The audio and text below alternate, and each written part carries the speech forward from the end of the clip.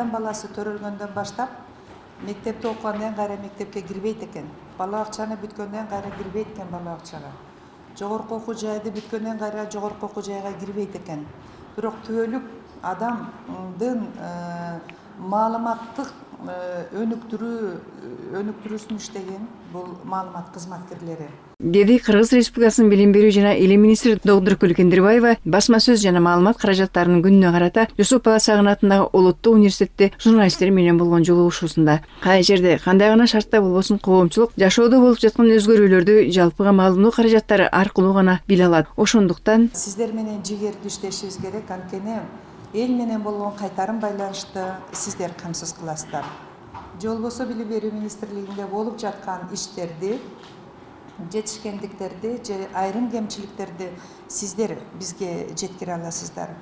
Башкача айтканда, маалымат аркылуу коомдун ортосундагы данакерлик, агартуучулук жана кайсы бир тема боюнча элдин билимин жогорулатуу миссиясы сиздерге жүктөлгөн. Андан соң журналисттерди жакында белгиленген кесиптик майрамдары менен куттуктап, билим берүү тармагынын ишмердүүлүгүн ачык айкын жана калыс чагылдырып келген массалык маалымат каражаттарынын өкүлдөрүнө билим берүү жана илим министрлигинин кызматташтык салым үчүн төш белгисин жана ыраазычылык каттарын тапшырды. Чоң рахмат бизге. Дайым биздин маалыматтарды ар бир окуучуга, көрүүчүгө ийгиликтүү жеткириштерибиз. Министр айым жалпыга маалымдоо каражаттары менен билим берүү министрлиги тыгыз кызматташууга муктаж деди. Кыргызстанда болуп жаткан ийгиликтерди, реформаларды, билим берүү саясатындагы өзгөрүүлөрдү калкка жеткирүүдө, мамлекеттик иштерди бирдиктүү жүргүзүүдө кызматташуунун маанисин белгиледи. Билим берүү министрлиги мындан ары айына бир жолу журналисттерди жыйнап, командасы менен толук маалымат берип турууга убада берди жана пикир алышы кызыктуу, ачык жана кеңири форматта өттү. Билим берүү министрлиги маалымат берүүгө дайым ачык, жашырбайбыз. Бүгүнкү күндөгү бардык билим берүү системасындагы маселелер боюнча бирдиктүү кызматташалы. Сиздер ар бир миллион кыргыздын жүрөгүндөсүңөр. Алардын кулагысыңар, көзүсүңөр. Канчалык деңгээлде коомду өзөктүү маселелерге бура алсаңыздар, биз ата-эне менен иштегенге дагы бизге абдан жеңил болот.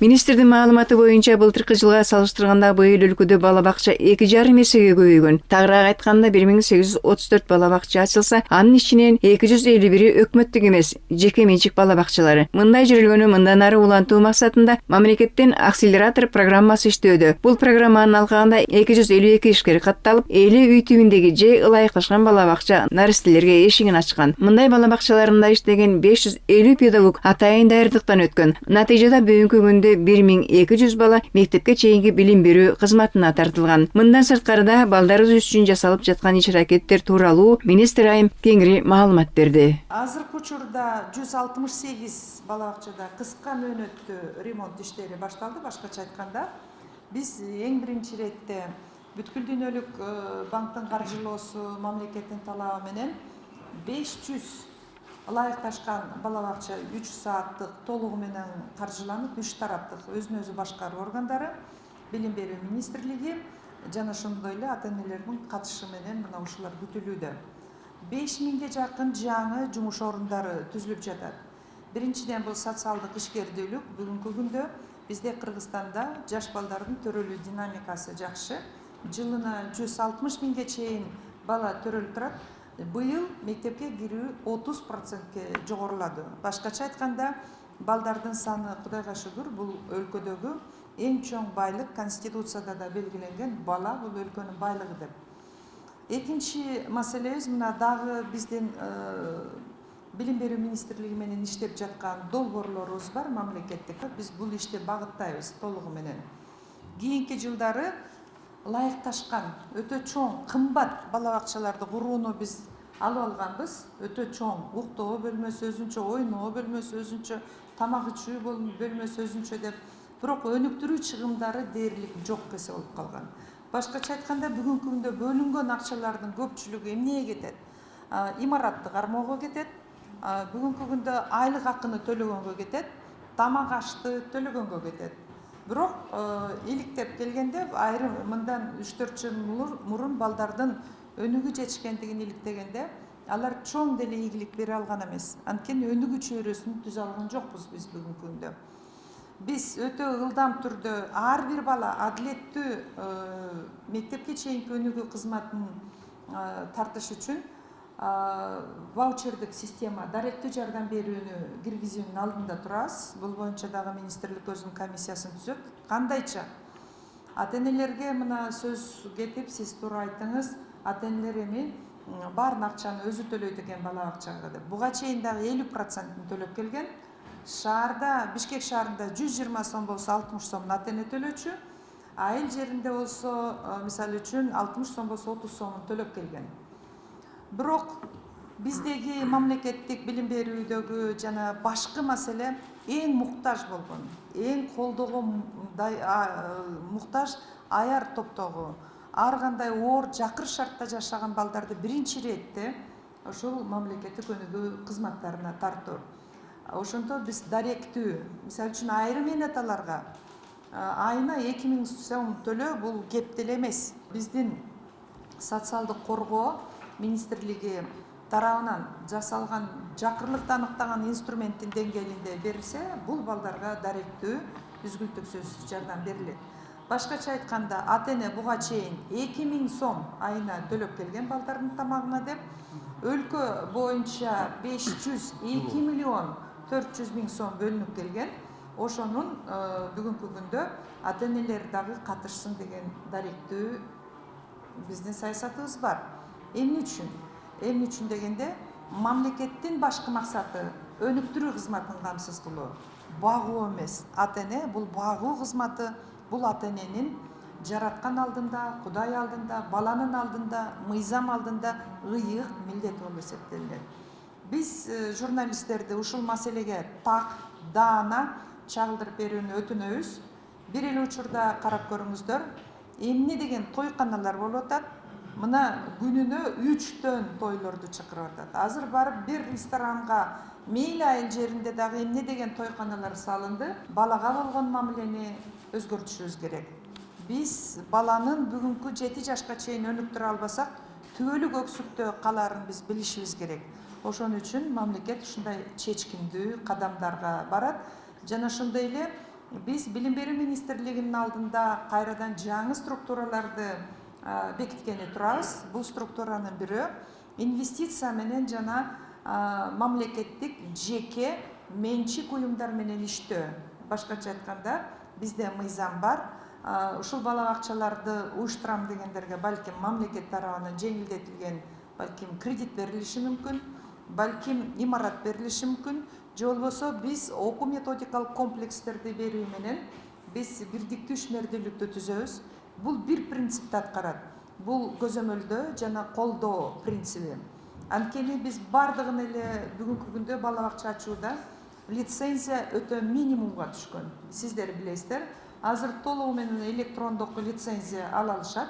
Биз мындан ары дагы алыстагы, эң алыстагы айылдагыларга жеткиликтүүлүктү камсыз кылыш үчүн QR код менен дагы бар болгону тиешелүү документти ортомчусуз түз гана санариптик жол менен берүүнү чечип жатабыз. Бул үчүн билим берүү министрлигинин ресурстары жетишет, санариптик чечимдер борбору чыкты. Экинчи, биз жакында инновациялык педагогикалык технология борборун ачабыз. Анткени бүткүл дүйнөдөгү алдыңкы технологиялар бул окутуу, бул методикалык коштоо, бул жаңы дидактикалык материалдарды иштеп чыгууда. Биз түрткүнчүк болуп эле же Кыргыз билим берүү академиясы, ал миссиясы ал эмес. Республикалык мугалимдердин кесиптик квалификациясын өнүктүрүү алардын да миссиясы эмес. Проекттин алкагында болуп, проект бүткөндөн кийин бул институт таштырбай кала берген. Азыр эң мыкты педагог, технологдорду жыйнап, булар иштеп чыгып, бардыгына бирдиктүү, жеткиликтүү мамлекеттик улуттук өнүктүрүү саясатын жүргүзүүдө иш алып барат. Министрге суроолорду журналисттерден сырткары журналисттик кесипке даярдаган Улуттук университеттин окутуучулары да беришти. Алар атайын багыттагы, мисалы медициналык, спорттук журналисттерди даярдоодо зарыл болгон материалдык техникалык жабдуу, адистик маселелер тууралуу суроолоруна министрдин жообу төмөндөгүдөй болду. Бул боюнча университетте толук эркиндик бар. Факультетти тандайсыздарбы, каржылоону каяка жумшайсыздар, силер өзгөчө эркин деген академиялык эркиндик жана финансылык автономиясы бар окуу жайлардын ичиндесиздер. Сиздер каалагандай түзсөңүздөр болот. Албетте ички ресурска чын эле эгерде медициналык журналисттер керек болсо алар ошол керекпи же болбосо кандай ошол рынокты иликтеп туруп бүгүнкү күндө бүгүн өтө көп СММшиктерди сурап атат. Бүгүн өтө көп мобилиографтарды сурап атат. Бүгүн өтө көп аналитик журналисттерди сурап атат. Бүгүн өтө көп гендердик теманы чагылдыра билген журналисттерди сурап атат. Бүгүн өтө көп экологиялык теманы чагылдыра билген, климаттын өзгөрүшүн чагылдыра билген журналисттерди сурап атат. Бүгүн өтө көп туруктуу тынчтыкты камсыз кылуу боюнча ошол журналисттерди, ошондой эле бүгүн өтө көп IT технологиясы билим берүүдөгү таасирин аныктай турган адистештирилген журналисттерди сурап атат. Илгеркидей өткөн заман өтүп кетти. Кай жерде барсаңыз укмуштуудай журналисттерге болгон талап өтө жогору, бирок муну өзүңүздөр университеттин ичинде чечесиздер. Эркиндик бар сиздерге берилген. Өзгөчө статус менен 5 окуу жай. Бирок ошол 5 окуу жайга билим берүүнүн алгачкы демеси буйругу чыкты. Мектеп айтат, бизге сапатсыз мугалимдерди чыгарат жогорку окуу жайда. Ушунун үстүндө чекит точка коюш үчүн ар бир 5 мыкты окуу жай 7ден базалык мектептерди алышты. Мына ошол жерде академиялык менен педагогикалык бири-бирин айкалышуу, мугалимдердин, педагогдордун мобилдүүлүгү, сиздердин студенттер барып ал студенттер менен иштөөсү, элестесеңиз 7 кесиптик багыт бериштерин жүргүзөсүздөр. Экинчиден санариптик технологиялар, акыркы өзүңөргө керектүү болгон ошол 7 кластерди түзүү, андан ары дагы алып кетсеңиздер болот. Биз ошону көрөлү дедик. Биз ары тепкилебей, бери тепкилебей, биз окуу жай менен мектеп, жогорку окуу жай бирдиктүү иш алып баруу боюнча буйрук чыкты. Сиздерге тандоону өзүңүздөргө койдук. 7 областтан эң күчтүү мектептерди тандап, команда менен 3 багытта иш алып баруу боюнча. Биринчи методикалык өнүктүрүү, алдыңкы технологиялар, илимдик жана теориялык, практикалык ишти айкалыштыруу, мугалимдердин кесиптик квалификациясын жогорулатуу. Экинчи санариптик чөйрөлөрдү жайгаштыруу. Үчүнчү кесиптик багыт берүү балдарга. Мына ушул ишти жүргүзгөндө сөзсүз түрдө сиздерге келген студенттердин саны көбөйөт. Сиздер өзүңүздөр көрөсүздөр даярдап аткан. Ортуга даярдоону да балким өзүңүздөр жүргүзөсүздөр. Бул чоң мүмкүнчүлүк. Мындан тышкары билим берүүдөгү эң эле көйгөйлүү маселелердин бири болгон китеп чыгаруу, окуучуларда китептер менен камсыз кылуу, андагы каталар, айрым китептер чет элдик же ар кандай жеке менчик басылмалардан басылып чыгарылышы да айтылды. Ал эми китеп маселеси боюнча биз буга чейин чече албай келгенбиз. Быйыл бюджеттен 152 миллион бөлүнгөн. Ал эми ата-энелерден аренда акысына 175 миллионго жакын акча чогулткан. Жаңы жылга чейин биз азыр мына өтө ылдамдатылган темпте китептерди чыгарып жатабыз. Эмне үчүн чыгарып жатабыз? Кандай жол менен чечтик? Буга чейин биздин бир 40га жакын китебиз жеке менчик компаниялардын автордук жана мүлктүк укугу алар деле бербей келген. Биз алар менен сүйлөшүү жүргүздүк. Бир жолку алар мүлктүк улуксаат берди чыгарганга. Биз ошону чыгарып алсак болгон каражатыбызга. Кийинки жылдары жаңы муундагы китепти чыгарууда жаңы команда баштайт, жаңы инвесторлор менен биз иштей баштайбыз. Ушул багытында биз артыкчылыктуу багытыбыз ушул болуп эсептелинет. Улуттук Кыргыз Республикасынын мындай өзүнүн туруктуу мектептерди китеп менен камсыз кылуу системасы түзүлөт. Ушуга улай эле китептерди чыгарууда чет өлкөлүк басылмалардан чыгарылып жатат да. Индиядан чыгарган китептердин каталары, беттерин алмашып кеткендери, темаларын алмашып кеткендерине көп болду. Эң сонун тема маселеде бул маселе ошол жана бизде системанын, институттун жоктугунан болгон да. Азыр болсо мисалы үчүн силердин араңарда эң күчтүү редакторлор болсо келсеңиздер болот. Эң биринчи кызыкчылык бул өлкөбүздүн улуттук мындай өзгөчөлүгүн биз эске алабыз. Мына мен Алипе китебин өзүм аябай тыгыз карадым чыгараарда. бир топ сунуштарды бердим. Бул кеткен боюнча жарабайт. Мезгил өзгөрдү, шарт өзгөрдү, биз да өзгөрүшүбүз керек. Айрым символикалар жарабай калган өткөн заманда. Айрым, мисалы үчүн, саанчы кесип деген жок азыркы күндө, өзгөргүлө деп атабыз. Авторлорду даярдоодагы ошонун үстүнөн иштейбиз.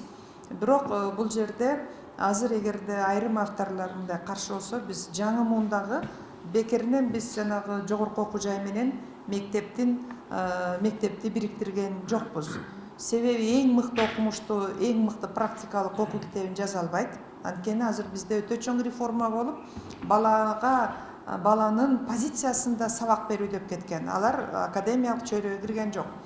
Тескерисинче эң мыкты алдыңкы мугалим академиялык же болбосо илимий мындай коштоодо алсыз. Биз мына ошону кайрадан окутуп чыгып келе жаткан донорлорго дагы алар каалагандай эмес, биз каалаган китептерди. Эгерде андай авторлор жок болсо, биз башка алдыңкы өлкөлөрдүн китебин ылайыкташтыруу саясатын өтөбүз.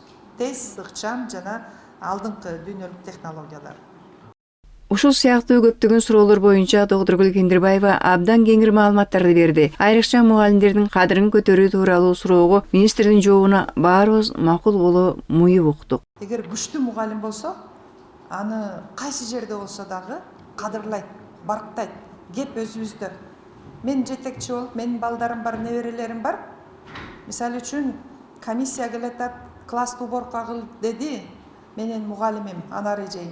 Эң сонун гүлүңүздү бериңиз деп мени чыркыратып туруп көтөрүп кетет. А комиссиясы менмин. Бирок мага караганда менин балама ошол Анар эжесинин кадыры эң жогору. Экинчиден, биз айтабыз, такыр жанагы бүтүрүүчү экзаменге акча жыйнабагыла деп. Мен аягына чейин турам тырышып, начальник аблана отуруп бербейм дейт. Бирок кызым келет, элдин баары берди. Бүт баары берди. Бул жерде Венетканын таттуу чай столун бересиң дейт. Мага караганда өзүнүн эжейин кадыры эң жогору. Мен азыр неберем менен сүйлөшкөндө, менин айткан сөзүмдү же угат, же укпайт, асыл эжейин сөзү аны үчүн закон. Бул жерде ар бир мугалим өзүнүн кадыры балага багытталган саясатын так алып барыш керек. Албетте, билим берүү системасында кокустан келген мугалимдер дагы бар. Ар кандай шартта келген мугалимдер бар. Бирок биз аны айыптабашыбыз керек, биз аны өнүктүрүшүбүз керек. Бүгүн мен ушул коллективге өзүм мугалимдериме кайрылып кетким келет. Бишкек шаарында 45 бала класста окуйт. Же болбосо 30 бала окуйт. Айыл жеринде кыдырсаңыз 20 бала, 25 бала. Мен ошол мугалимдерге коюп атам суроо. Эмне үчүн силер сапат бере албайсыңар? Эмне үчүн 45 бала менен иштеген жерде сапат бар, 15 бала менен иштеген жерде сапат бар? Өзүңөрдүн ишиңерге анализ жасап көргүлөчү. Мамлекет жакшыбы, жаманбы, мына бүгүнкү күндө айлыкты 80%ке туташ 20% так илимдерди берген мугалимдерге көтөрүлдү. Эң алды берген саатына жараша 30-дун тегерегинде, а орточо эсеп менен 26 миңдин тегерегинде алып атат. Айылдык мугалимдерге поправочный теңдештирүүчү коэффициент бар айыл жери деген. Мен аларга айтып атам, барганда көрүп атам. Тамакты үйүбүздөн ичебиз, жол киребиз жок. Бирок эмне үчүн иштебейбиз деген суроону ойлонгулачы, шаардык мугалимдерге чын эле жеке менчиктерге жугуп кетип атат. Билим берүү жана илим министри менен болгон жолугушуу абдан кызыктуу жана пайдалуу болду. Билим берүүдөгү көптөгөн маалыматтарды алдык. Жана баарлашууда чектелген убакыттын өткөнүнө карабай, Догдургүл Кендирбаева журналисттердин дээрлик бардык суроолоруна жооп берди. Кишинекке кирип чыкканча дегенде, киргенде эле министр айымдын ар бир кесиптеши менен кол алышып көрүшкөнү да жөнөкөйлүктүн символундай болду.